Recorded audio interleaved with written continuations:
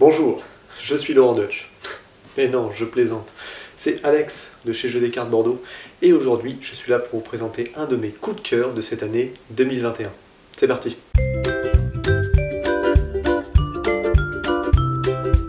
Et voici les Ruines perdues de Narak.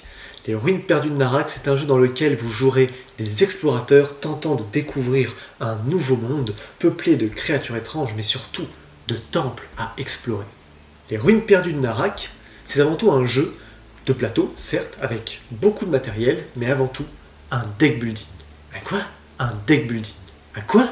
Un deck building. Ah! Un deck building.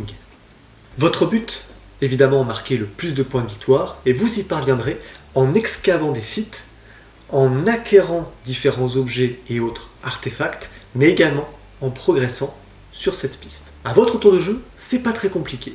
Une action principale à faire parmi trois. La première action que vous pouvez faire, c'est d'envoyer l'un de vos deux explorateurs sur l'un des sites disponibles. Pour ce faire, vous devrez payer ce coût en cartes, car dans les ruines de Narak, les cartes vous octroient certains symboles de bateaux, de voitures ou d'avions, et c'est ces symboles-là qui vous permettent de voyager sur le plateau.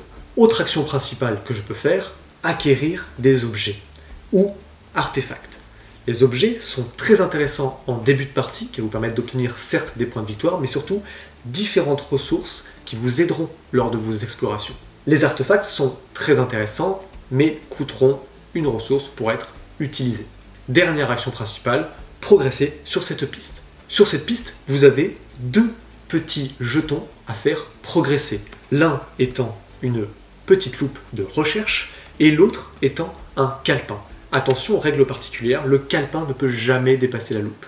Pour progresser sur cette piste, pour aller explorer et pour acquérir différentes cartes, vous aurez besoin de ressources particulières. Les ressources ici sont de l'ordre de 5. Vous avez les pièces d'or qui servent entre autres à s'équiper en objet. Vous avez les pions d'exploration qui eux servent bien évidemment à explorer. Et vous avez 3 ressources un peu particulières, des tablettes, des petites flèches bleues et des rubis qui eux vous serviront pour progresser sur la piste entre autres.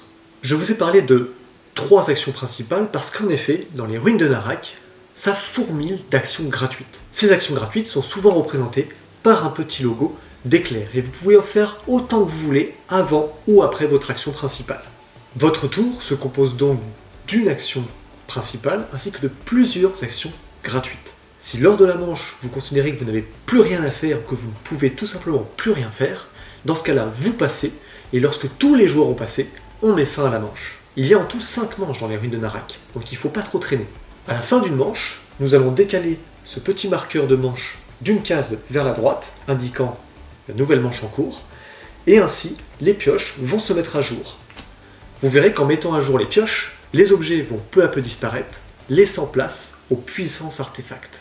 Mais attention, dans les ruines de Narak, il ne faut pas faire n'importe nawak. Si tu craques, tac, je joue une carte artefact. Dac. Ce que je veux dire par là, c'est qu'il faut jouer judicieusement ces cartes et bien programmer ses actions pour faire une combinaison maximale dans le gain des points de victoire. Combinez bien placement d'ouvriers, progression de piste, achat d'objets, achat d'artefacts.